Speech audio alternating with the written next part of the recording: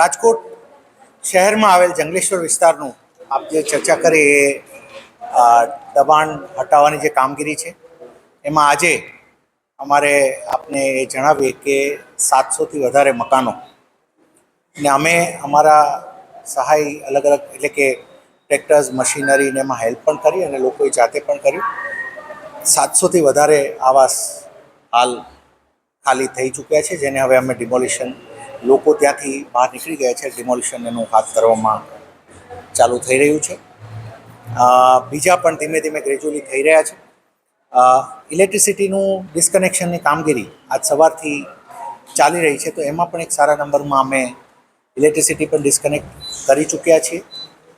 હાલ સુધીમાં અમારું તમામ મશીનરી ઓન પ્લેસ આવી ચૂકી છે અને એ જ રીતે પોલીસ ફોર્સ પણ સારા એવા નંબરમાં અત્યારે અવેલેબલ છે અને બાય એન્ડ લાર્જ જે અમે આપણી સાથે જે રીતે આયોજન શેર કર્યું હતું એ જ આયોજન મુજબ હાલ આ કામગીરી ચાલી રહી છે.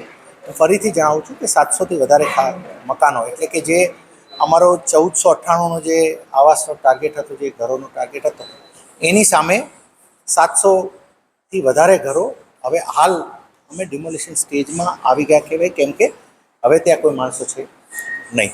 તો આ પ્રમાણે હાલની કામગીરી છે. અમારા જેસીબીસ 64 જેવા જેસીબીસ જે કમિટ થયા એ પણ અમારી પાસે ઇન પ્લેસ થઈ ગયા છે. એની સાથે ટ્રેક્ટર્સ, ટ્રોલીઝ અને એ જે મશીન આવે, જે ગેસ કટરથી લઈને જે વ્યવસ્થા હોય, એ તમામ મશીન જે અમે પ્લાન કર્યા એ પ્રમાણે હાલ થઈ ચૂક્યા છે. એટલે એ રીતે હાલનો આ છે. હવે અહીંયા આપ જાણો છો એમ ફૂલ ફ્લેજ પોલીસ અને મનપાનો એક જોઈન્ટ કંટ્રોલ રૂમ પણ અહીંયા જ બનાવવામાં આવ્યો છે. હવે જે કામગીરી થશે તે અહીંયાથી જ મોનિટર કરવામાં આવશે. Thank you.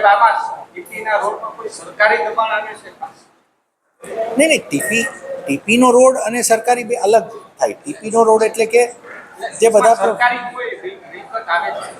હાલ સુધી એવું કોઈ ધ્યાનમાં નથી, કારણ કે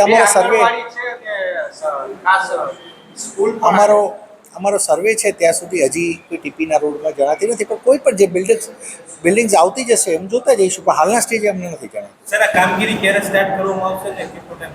નહીં, ઓલરેડી સ્ટાર્ટ છે છેલ્લા 2 દિવસથી. આપ જુઓ એમ અમારી મનપાની ટીમ્સ અહીંયા છે. એક ઘર પર ટીમ જઈ રહી છે. અમે કન્વિન્સ કરી રહ્યા છીએ, લોકોને સમજાવી રહ્યા છીએ, અમે વેકેટ કરવા માટે પણ સમજૂત કરી રહ્યા છીએ. અમને એનો સહકાર મળે છે અને અમે આ 2 દિવસથી તો છેલ્લા અમારી મશીનરી આપી છે લોકોને કે લોકો સુરક્ષિત રીતે ત્યાંથી નીકળી શકે. બધે મનપાની મશીનરી, એટલે આ અમારું છેલ્લા 2 દિવસથી આ કામગીરી શરૂ જ છે. એને અમે એઝ સુન એઝ પોસિબલ, કારણ કે રોડ તો બનાવવાનો છે, એ જ ધ્યેય છે, તો બનાવવામાં આવશે.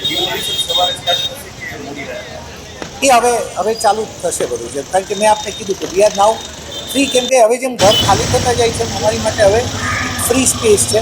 પણ પ્રોબ્લેમ એક બીજો એ પણ છે કે નાની થોડી એરિયા, નાની ગલીને એમાંથી કરવાનું, એટલે અમારી માટે એ થોડું એક ટેકનિકલ બધું આયોજન કરીને અમે કરી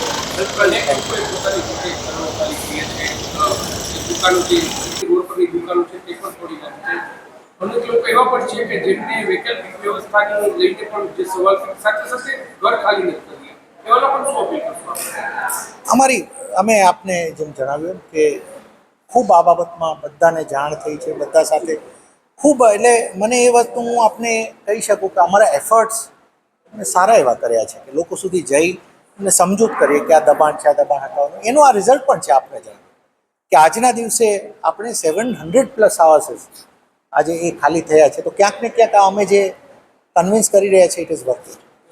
થેન્ક યુ. થશે ગ્રેજ્યુઅલી, બધું ચાલશે. ડિમોલિશન એટલે કે દબાણ હટાવવાનું કામ તો થવાનું છે. મેં આપને કીધું અમારું પ્લાનિંગ છે કે 1-2 દિવસમાં થાય, પણ ચેલેન્જ પણ મેં આપને કીધું કે થોડું સાંકડી ગલીઓને એમાં હોય, પણ અમારી ટેકનિકલ તમામ ટીમ છે. અમે વી would like to finish it as soon as possible. મેં આપને આ બાબતમાં ઘણા બ્રીફ કર્યા છે. મળીએ છીએ. Thank you.